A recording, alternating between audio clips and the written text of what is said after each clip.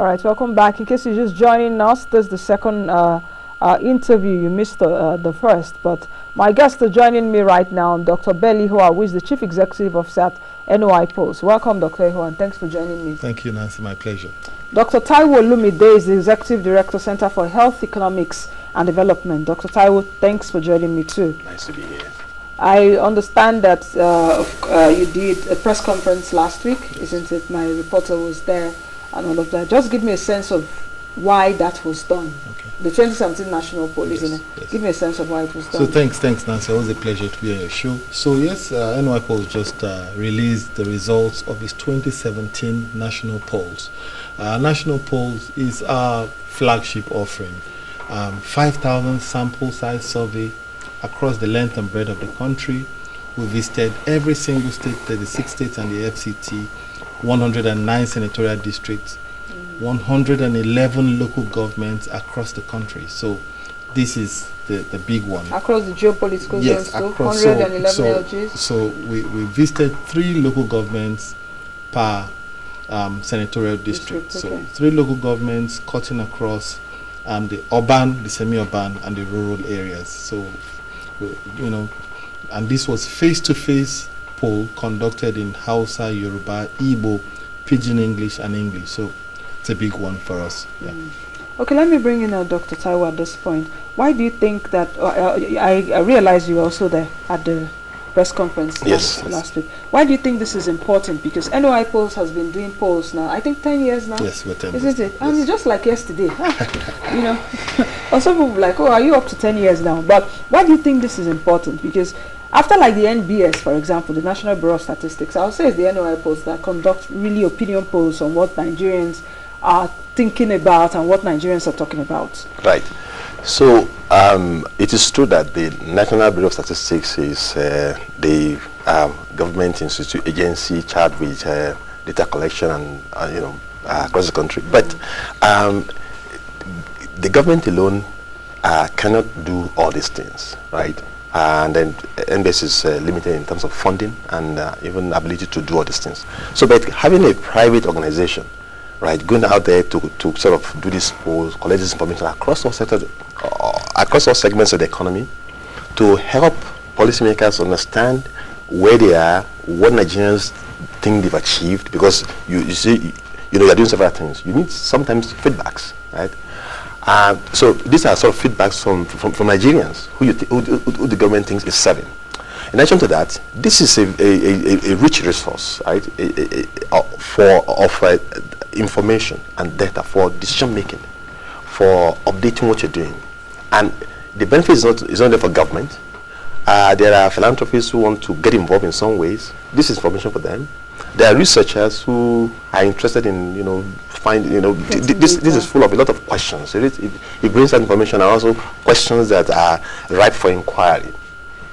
As you know, or you may not know, in a lot of places, students in schools, when they're doing their projects, a lot of times they go to copy what somebody else has done and present as the project. Work of this kind provides a lot of insight, a lot of questions that people can sort of feed on and start generating lots of research.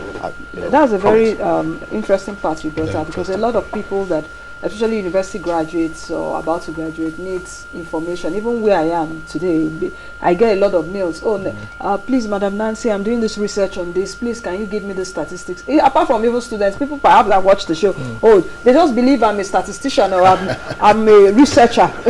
I know I do research, but can you just give me this information on this? Which I gladly do. But that's a very interesting part, which I think I would explore. But let's just take a few of these polls which you've talked about here. Governance and institutional performance. We look at health and education. We look at security. We also take a look at spending and eating patterns. I'm actually interested in that. Let me know what Nigerians are spending on. Okay, Dr. IHUA, quickly, governance, institutional. Okay, yeah, maybe just before I touch on governance, as I should say also, this national poll is a poll that covers a potpourri of issues and topics. So education, health, finance, the economy, being a Nigerian, what does it mean to you, and all of. So it's that big one. I mean, it typically takes about 2 hours to complete a survey, You sit down. I mean, especially 2 hours for each person. 2 hours for each, and that's how detailed it That's is. a So long there's so much. What we have here just excerpts of the big report, which will come out in January. But we're putting this out so at least Nigerians can know. So in terms of governance, I think and this was done in April, May of this year.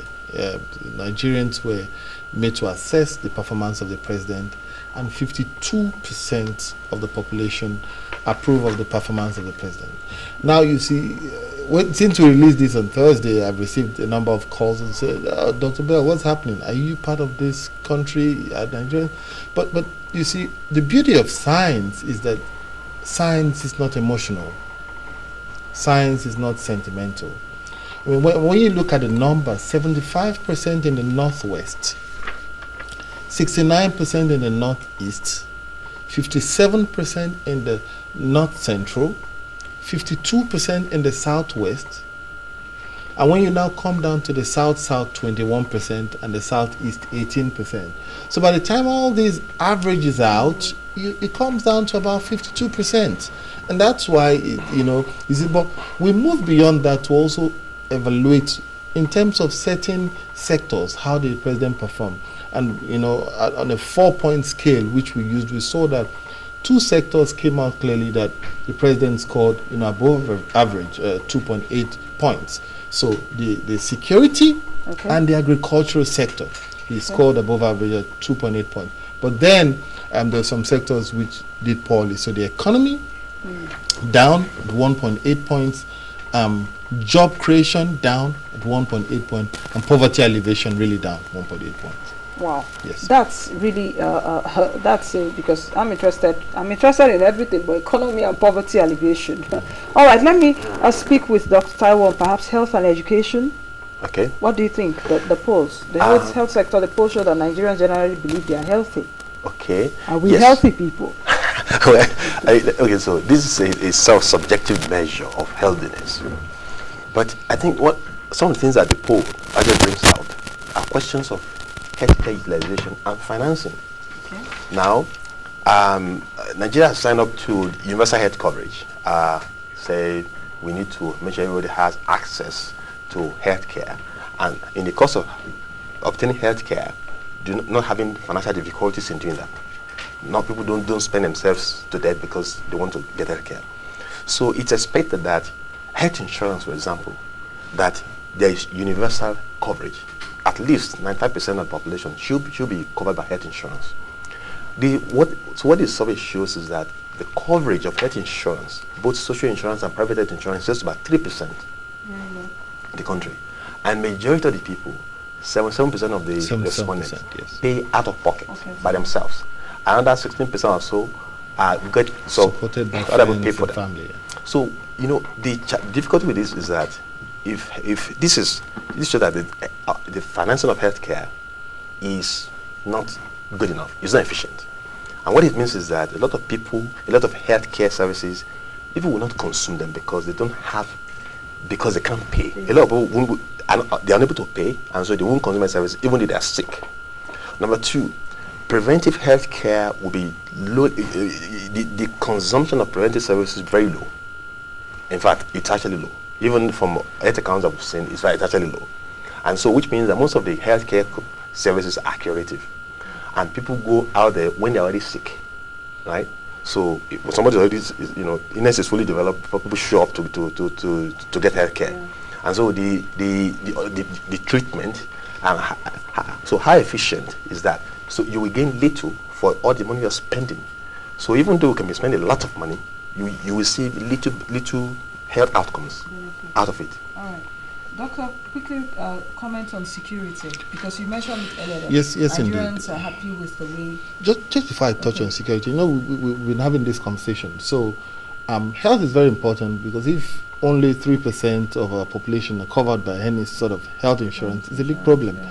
Yeah. We've been talking about how we can sustainably fund the health sector for a while.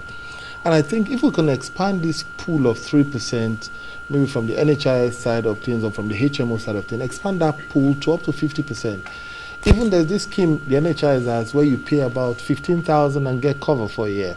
Now, if you bring in 20 million people to pay 15,000 naira, I mean, that translates to billions, and there can be sustainable funding which can come in yearly to fund health research. For example, cancer research, you know, sickle cell research, health research can be funded.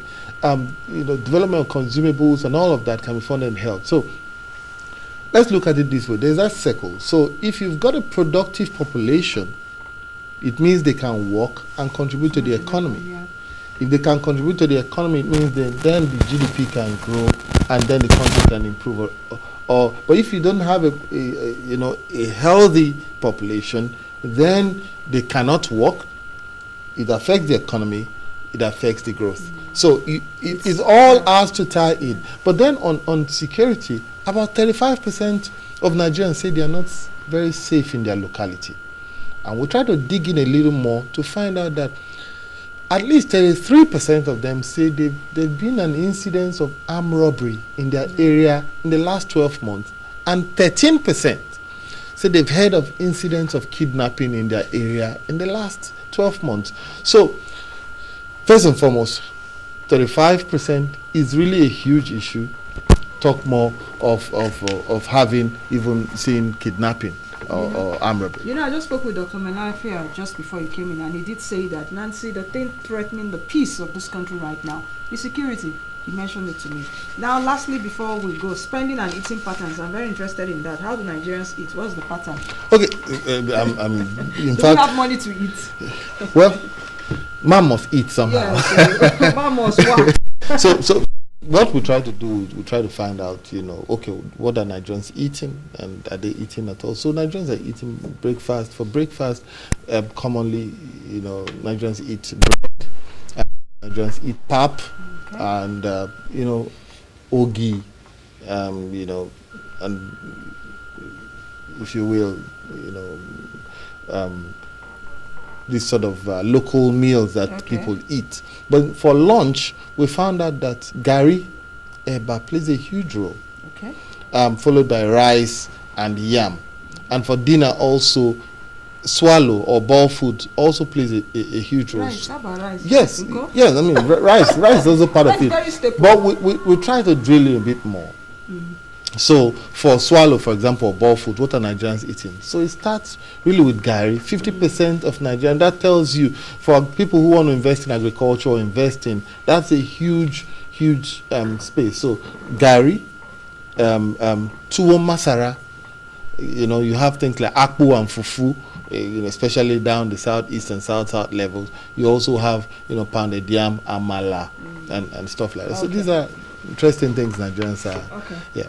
I think we'll just leave it at that because we're out of time. But just like we said, NOIPOLL is your 2017 national poll. That's right. Let's look at what the future will bring in 2018 and what polls you'll be conducting. So I want to say many thanks for joining me. Dr. IHUA is the Chief Executive Officer at NOIPOLL, and Dr. TAIWO OLUMIDE, the Executive Director, Center for Health, Economics and Development. We've been looking at the national poll conducted by NOIPOLL. I want to say compliments of the season to you both. Thank you. Same to you. I wish you a Merry Christmas and a very prosperous New Year. I know we might not see before the end of the year. All right, that's the much we can take on today's edition of the program. Many thanks for watching. Please join us again tomorrow.